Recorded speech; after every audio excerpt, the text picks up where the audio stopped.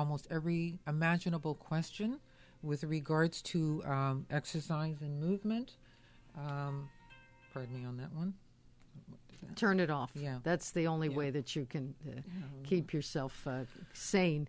Okay, go on. So basically what we do is we do a thorough health survey to find out exactly what the health issues are that person has. And a lot of times we find other issues that they're not aware of that we have to send them back to their doctors about. They've just taken it for granted, when they have an issue that, it's nothing. Sometimes we send them back to their doctors. We find out it is an issue. And then they have to go through medical treatment first before they can come back to us. Is there any age group that you can start this kind of exercise? You talked about a 35-year-old woman, which is quite young to have this kind of problem, especially if she hit her head or something. But is there a cutoff period or any age, any minor or major problem or some things that you can deal with?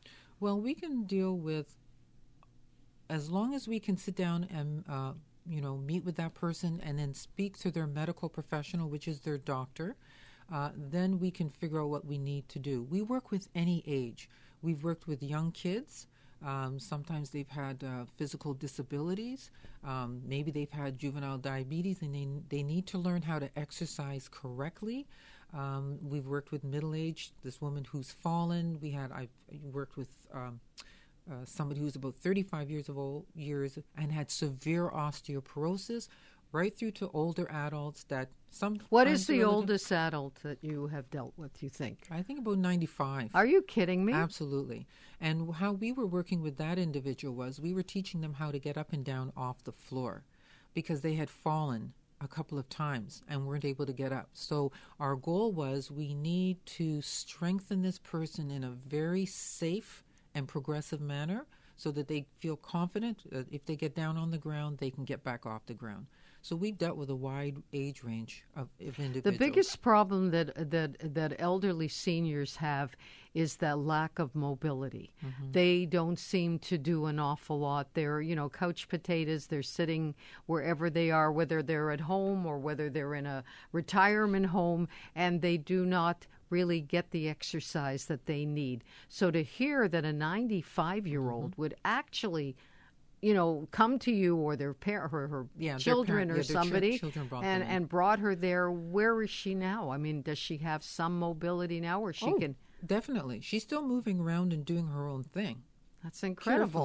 Carefully. She's still moving around and doing thing and feels much more confident about going outside, going into the garden, going down the street, dropping off a mail, doing a little bit of grocery shopping on their own. Because up until that point that we started working with them, they lived in fear. If they fell, how am I going to get up? Right. Now you can wish for the good graces of people to come and help you, but I wouldn't certainly depend on that because you don't know the kind of environment. If you're at home, we've met several people that had fallen in their homes and were there for several hours to several days.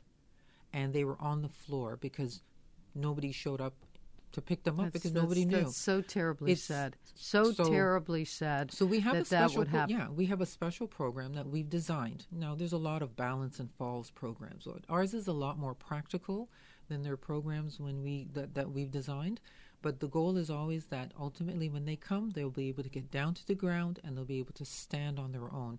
And they're taught a variety of ways to do that. There's not just one way. What if they fracture something or what if they break something? Well, how do you get up on a situation like that? They don't. That's part of the problem. Very difficult. If you fractured a femur, you fractured the hip bone, very difficult to stand. So at that point, they're going to probably have to wait.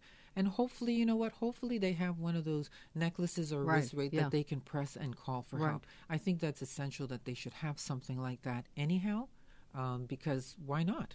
It's most security. people, who are living alone should definitely have one of those medical alert medical alert, whether it's on their bracelet but around their neck, and they can press a button and someone will come to their rescue. But you would think that family would be alerted or they would have a caregiver living with them in many cases.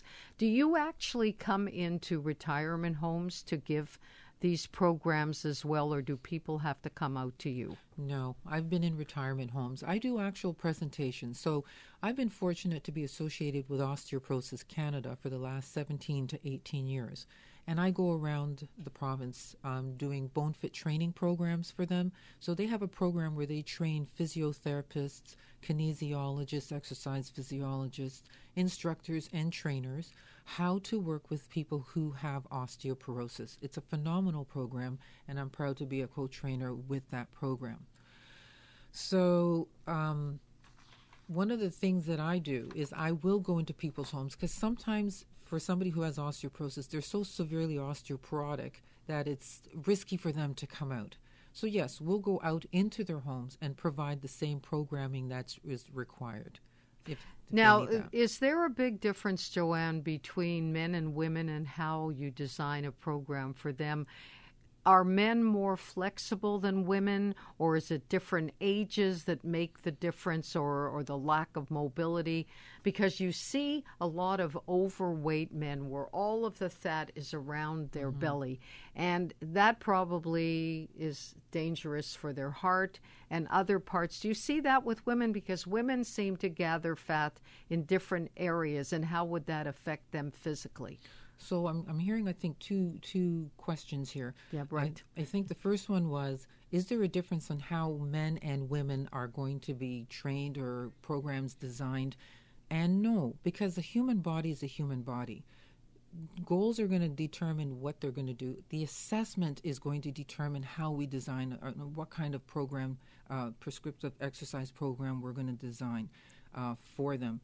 And are there differences between men and women? Yes, there are. There are differences, and you design them based on where they are at that stage in their lives. Well, these are incredible bits of information. We have a caller on the line. Arlene, how are you this morning? I hope you had an easy fast. Say good morning to Joanne. Good morning, Zelda. Happy New Year, Thank you. Thank you so much. Hi, Joanne. I'm in the Niagara area. You don't have any satellite offices, or have you trained anybody in our area? We don't have a satellite office there. Sometimes we do have someone who may be able to work with you in that area, or they live close enough that they may be able to go there.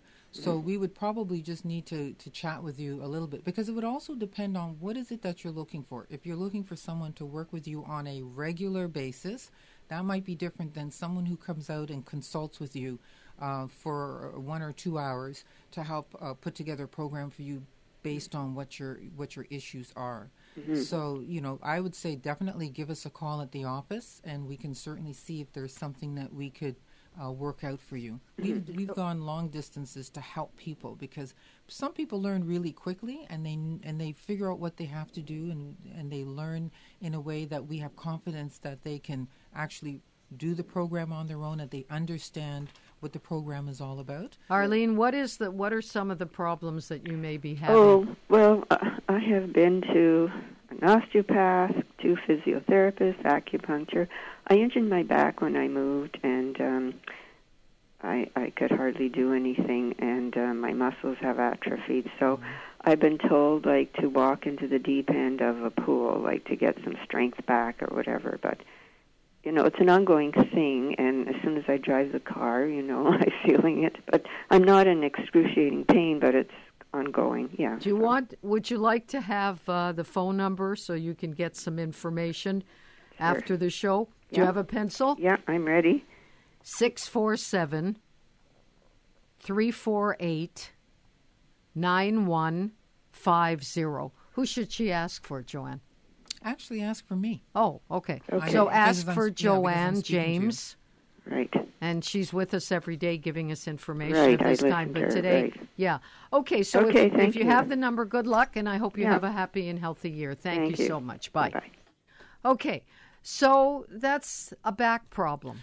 And, and we work a lot with people. That's one of the biggest health problems out there that's really draining the healthcare system. So many people have low back problems. It's unbelievable. Now, unfortunately for her, because she's in pain and discomfort, she is doing a little bit. She's doing work in the pool, but there's probably more that she could do in order to improve her back condition. it would take an assessment to have an idea of what she can and can't do, and then move into a prescriptive exercise Okay, program. we have to take a short break, and we'll be back in just a few moments. Okay, so Joanne James of Medfit Rehab is joining us this morning. She's on with us every morning at 10:40 for about 5 minutes or so, talking about different issues that affect all of us and how we can learn how to take care of ourselves with Joanne's help. Okay, so you say, Joanne, that you work with medical practitioners. Mm-hmm. In many cases, do doctors recommend patients to you? I would say most of our clients come from referrals from the medical professionals because we've established a relationship with them. So, and, you know, because of the way we do our business in terms of informing them, documenting all of our information, being able to speak their same language, you know, when we talk about functional outcome measures, I think that they've gained a certain degree of confidence. We're very serious about what we do. Our focus is on the results. We love when people say, oh, wow, I feel better. Yeah, I lost an inch or two off my waist. Right. But what we look to hear is, you know what? The bone density has improved. Your blood glucose level has dropped. Your blood pressure has dropped. Your pain level has dropped. Those are the functional outcome measures that we look for. So we have to work closely with the medical professional to get, some of those readings, but to also report back to them what we're doing with the patient. Okay, so, you know, Medfit is an offshoot of, you said, Vital Steps, Right. which is the original company that you started. Yes.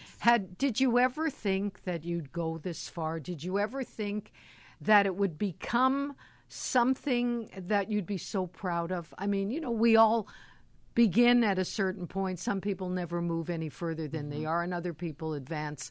What are your ultimate goals?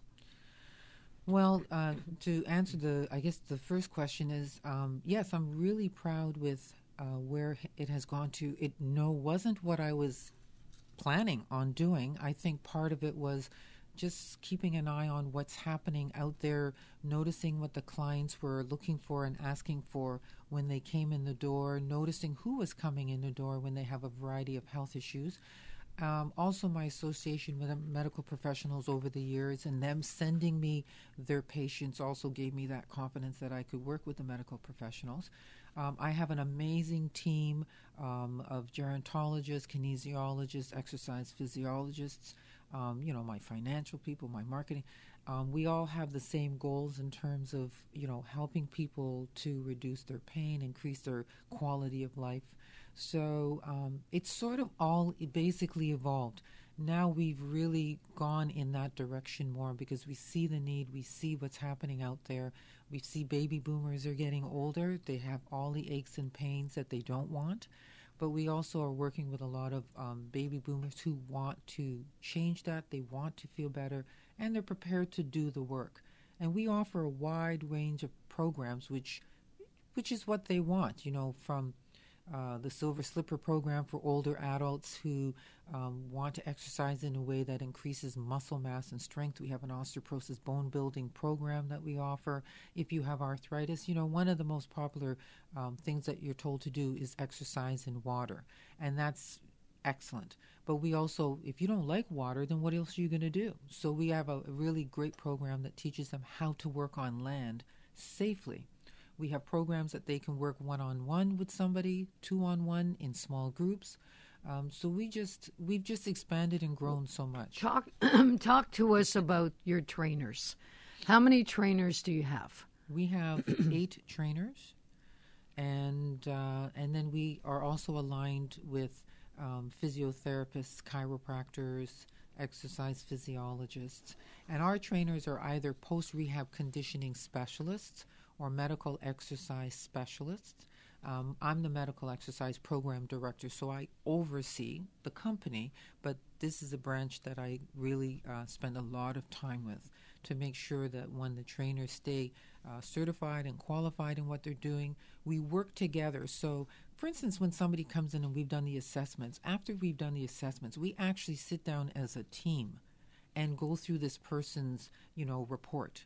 this is what they can't do. Here are their health issues, the problems that they have, and then we have a team meeting about that individual, and we make some decisions about the exercise prescription that they're going to get. So it's not just one person making that decision about the program. No, it's a whole team. And if we need medical advice or physiotherapy advice, we have our medical and physiotherapy professionals that we also consult with. So do you also, if a family member called you and said, my mother or my dad or my sister or whatever is in the hospital, coming home very soon, needs a program designed, how would you handle that? Well, we definitely have gotten calls like that. We generally need to sit down and speak to the person who's, I guess, going to be the caregiver or will be responsible for the caregiver, as well as we like to sit down and talk to the person that's coming home as well, just to find out where's their head at. Now, I always think it's really laudable that the parents and kids want to help get someone else in shape and exercise, but we also want to know that the individual that's going to be getting the service wants it. Yeah. Because sometimes they don't. They don't. And it's not our responsibility and our job to shove it down their throat to make sure they do that. But we will speak to them and explain to them the benefits, and then they're adults, they have to make their own decisions. How does the exercise help their mental condition? I mean, I think that if a person felt better, they could do more, and they wouldn't feel so useless. We have so many seniors out there who feel totally useless because they can't move, they can't get around. So these are programs, but you have to get a personality match. If you have a person that's sort of grumpy and difficult, you got to find somebody who's a match for that individual, whether they're funny, whether they're very caring. Do you do that kind of personality match with the individuals? Absolutely. Whether it's personal training, which is the focus of Vital Steps, or medical exercise training, which is the focus of Medfit Rehab, we always try to match the personality and the medical exercise trainer or personal trainer with the client. Some clients are very chatty. They want to talk about their whole lives and what's going on in their lives. And, okay, they want to do that. So it's sometimes very difficult if you have a trainer that's very, let's get to work. This is what we have to do. Sometimes it feels really odd. No, you need to have So we try to match them up. But, at the same time, we also want the client to be focusing in on what they're doing. So they shouldn't be talking about their life story, the movies they went to, the cottage they went to. They need to really be focusing on what they're doing. So it's a nice balance. So we really do try to match the it depends how alone this person might be. They don't have a lot of company. Very so good that point. Trainer might come and that might be their whole day or week. So you need to get a connection going. Exactly. Okay, we're totally out of time, but the number to call to find out more information about how you can have a much more mobile life is 647-348 9150. Now, Joanna's with us on a daily basis, Michelle on Fridays and Sundays, so that number is given out frequently. Great. Anyway, thank you very much for the very first time. Joanne will be with us on the last Thursday of every month to talk about how to help you in these regards. Thank you so much for joining Zelda. us. Always a pleasure. I'm looking forward to the next few Thursdays. Will Michelle be with us tomorrow? Is she up I to? hope so. Okay. I'm not quite sure. It could be me. If you're lucky, it'll be me. Okay. Thank you so much, people. Have a great day. I'm Zelda. Join us again next week for another topic and another lively discussion. We invite your calls and your active participation on the Zelda Open Line Show. Until then, have a great day.